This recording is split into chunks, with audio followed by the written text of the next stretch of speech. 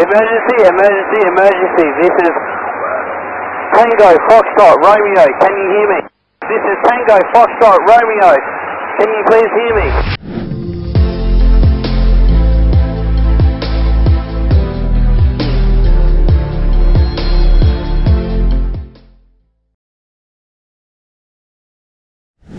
What's up, guys, and welcome back to ATC Point of View. My name is Lex. I'm a former military air traffic controller. If you haven't done so already, hit that subscribe button. It really means a lot to me.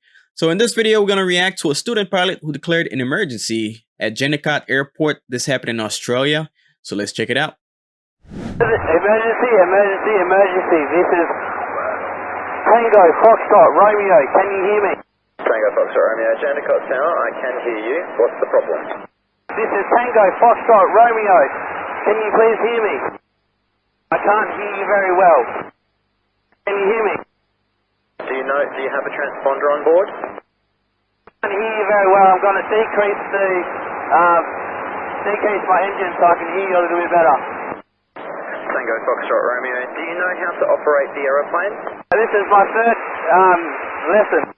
Alright, so right off the bat, we hear the voice of somebody who sounds very, very scared. They've yelled emergency numerous times, so it's obviously a dire situation, and they're frantically trying to get a hold of ATC. However, when ATC responds back to them, they're having a hard time hearing them. This may be due to their altitude, they may be too low for the antennas, or their distance, they're too far away from the antennas. Nonetheless, ATC is trying to radar identify them. That way, if something happened, they know their last known position, and they could send crash fire rescue to that location and possibly save that person's life.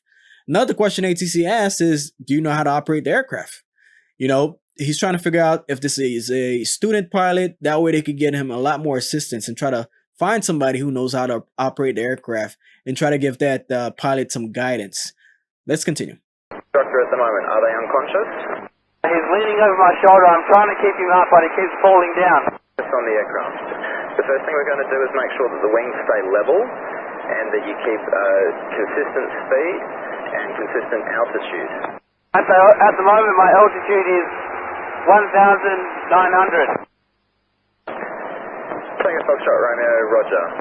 Tango Foxtrot Romeo, can you see any obvious landmarks? For example, the Kwinana Freeway. Can you see that out the window at all?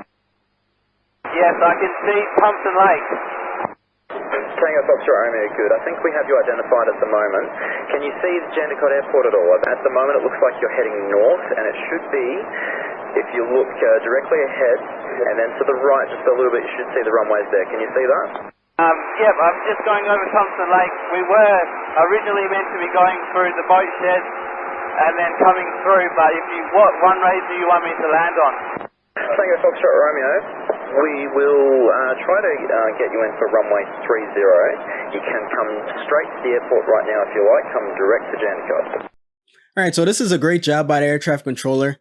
He's using known landmarks to try to help locate that pilot based on his position to the landmarks. That way he could better assist him and tell him where to go and point out the airport to him. Because like he said, he's a student pilot. This is his first flight, and his instructor is passed out. So you can understand why he'd be that scared. But as you can see, the air traffic controller, he sounds very calm. He's not yelling at him. He's not being mean to him.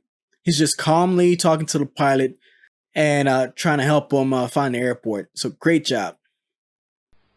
Copy that. Do you want me to wash some of this speed off? Because currently I'm at 2,600 and my airspeed is 1,110. Copy. Did you receive that, tower? Tango Foxtrot Romeo, we did copy that. We're just trying to visually identify you at the moment. Can you make a very gentle right turn for me, and that'll help us identify who you are? Copy that. Doing a right turn now.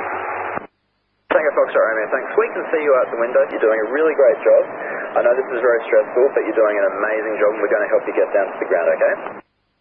If I do a flyover first, please. As well, to your company, just to make them aware of everything that's happening, so they can help out as needed shortly. So if you want to just straight away, we'll just overfly to the field and get you nice and comfortable with that. So you can just overfly direct Jandakot and we'll get you having a look at the runways so that you're familiar with the runway that we're going to get you to land on. Copy that. I'll just do a fly around then. So in this last clip, we see the air traffic controller trying to visually identify the pilot by looking out the window and asking him to make a slight right turn. That way he can have eyes on him and know exactly who he's talking to. And he could better point the pilot to where the airport is as well. You know, it might be a busy area with a bunch of Cessna pilots, and he's trying to make sure that he's giving directions to the right guy. Tango Foxtrot Romeo. Just in front of you and just slightly to the left is the runway we're going to land you on. That's runway 30. So if you're able to see it, there's 3 runways at the airport. There's 2 that are parallel to each other. There's one single runway that's crossing across both of them. That runway is out to your left right now. That's the runway we're going to land you on. Can you see that? Big 30 on the threshold? Yep, copy that. So what I want you to do now is make a left 90-degree turn to start flying along that runway, and that's going to get you into a nice circle. Yeah, so you just want me to do a circuit around that runway? That's correct. So right now, just straighten up, go nice wings level, nice and calm, and straight up the runway, and just fly along the runway so you get an idea of what it feels like to be overflying that runway. Copy that. We see the air traffic controller using simple terms and simplifying the airport layout for the pilot. You know, he understands that that guy's a student pilot and he may not understand which runway he needs to land on. So, you know, he's doing it the basic way possible, saying, hey, you know, the runway with 30 on it, you know, is to the left. We have crossing runways, we have parallel runways, like however way you need to simplify it, and letting that pilot know, the better. I hope they don't think I'm paying for this flight. Sorry to say. Tango Foxtrot Romeo. Tango Foxtrot Romeo, yeah, no, if they make you pay for it, I'll pay for it with my own wallet. This guy's hilarious. So the student pilot is in emergency and he's circling around the airport, keep practicing different patterns and stuff like that until he feels comfortable to land the aircraft. I don't know what time has passed, but it's probably over an hour. And first thing he thinks about is them making him pay for all that flying. So this guy's special. But you know, I guess you got to find humor in everything, right? Tango Foxtrot Romeo, we're going to do exactly what you just did before. This time we're going to land it, okay? Copy that. Tango Foxtrot Romeo. You're going to do great. This is exactly what you need to be doing. We're going to get you on the ground. We're going to get both you and Robert to help you guys need. And when you're ready, just make that base turn for me now. Alright, Tango Foxtrot Romeo, this is going to be the final approach down to the runway. Remember, RPM down to 1,700. Slightly raise the nose. We want to maintain keeping that nose pointed at the threshold. If you're starting to drop too low, increase the power to maintain your height.